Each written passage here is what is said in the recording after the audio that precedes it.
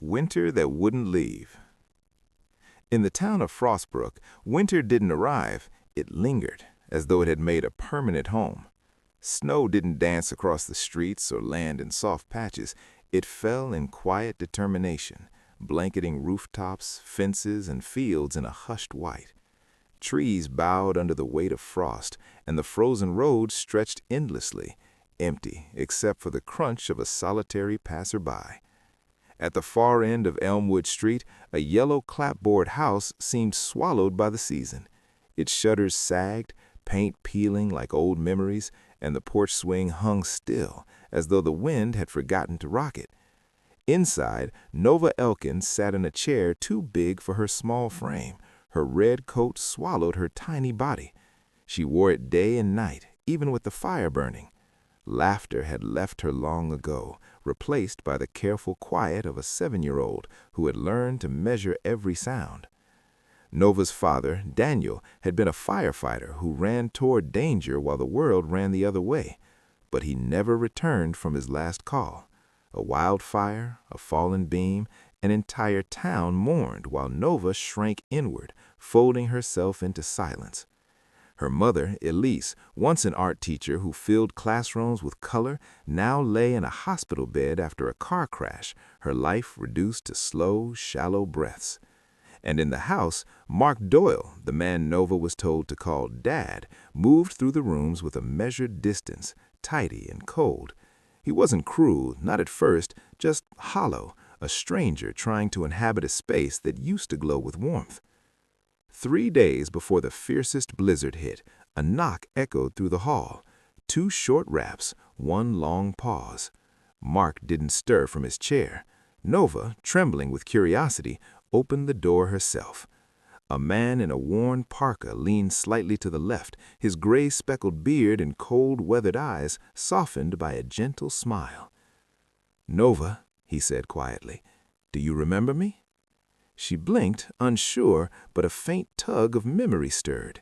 This was Mateo Ruiz, her father's old friend, a park ranger who had promised something long ago. In his hands was a box, brown-papered and tied with twine, tiny holes breathing warmth. Inside, nestled in fleece, was a German shepherd puppy with fur like sunlit soil. "Your dad made me promise," Mateo said softly, "that I'd bring you the bravest, kindest pup I could find." Nova knelt, heart catching as the pup pressed his nose to her palm. "Sonny," she whispered, "because he feels warm." For the first time in months, the chill in the house seemed to lift. Even Mark paused in the doorway, arms crossed, his voice flat. "A dog?" Nova didn't answer. She held Sonny close, and for once the snow outside didn't feel like the only weight in the world. New warmth in the cold. The days after Sonny arrived were quiet, yet everything shifted. The house still groaned with winter's chill, but now it carried new sounds. Gentle paws padding across the floor, soft snuffles as Sonny explored, his curiosity careful and deliberate. He followed Nova everywhere. At the window, he curled around her feet as she read. In the kitchen, he trailed her steps, never leaving her side.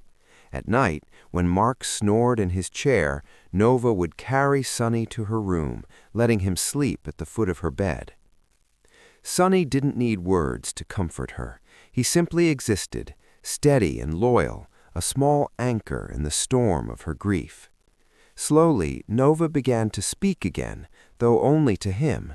She whispered stories of her father, of the stars they used to hang on the pine tree, and of dreams where her mother returned to take her somewhere warm. Sonny listened, tilting his head as though the weight of her words mattered. Mark noticed the change. At dinner one evening, he muttered, "You're getting too attached. It's just a dog." Nova ignored him, brushing her hand against Sonny's fur under the table. When the blizzard roared outside, Sonny never flinched. He stood guard between Nova and the window, and for the first time in weeks, Nova's lips curved into a small, unguarded smile in her sleep. Then came the day when the storm reached its peak. Nova sat building towers of blocks near the fireplace, Sunny lying faithfully beside her.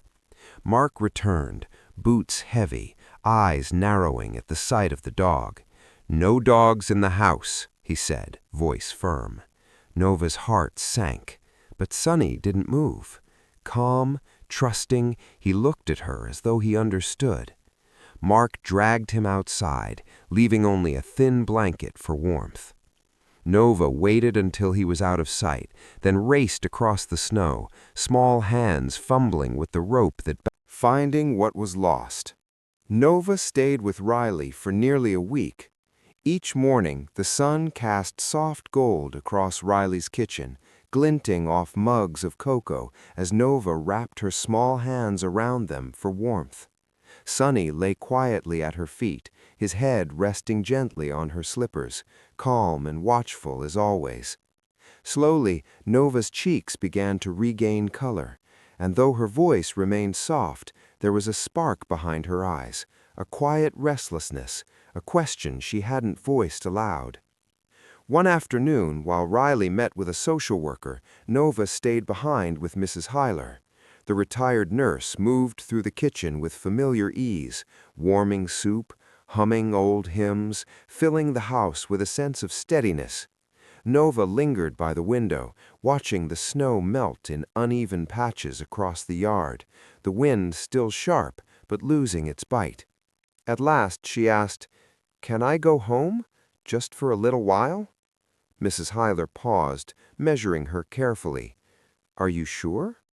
Nova nodded, determined. "There's something I need to find." The yellow house on Elmwood Street looked smaller than she remembered, almost fragile. Mark was gone, the locks changed, and silence seemed to hover inside like a held breath.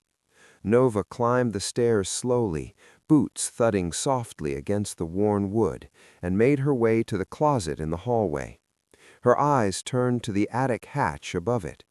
Dragging a chair beneath, she pushed it open, the ladder creaked. Reclaiming home. The thaw of spring arrived slowly in Frostbrook, hesitant and uneven, much like Nova herself. Patches of snow melted into soggy grass, and the wind lost some of its sharpness. Nova felt the shift too, not just in the world outside, but in her chest, where courage had begun to push past fear. Sunny padded faithfully at her side, golden fur gleaming even in the soft, diffused light of the gray morning. He had grown stronger, braver, and their bond had deepened into something unspoken but unbreakable. Nova knew the time had come to reclaim what had been taken from her. A new season.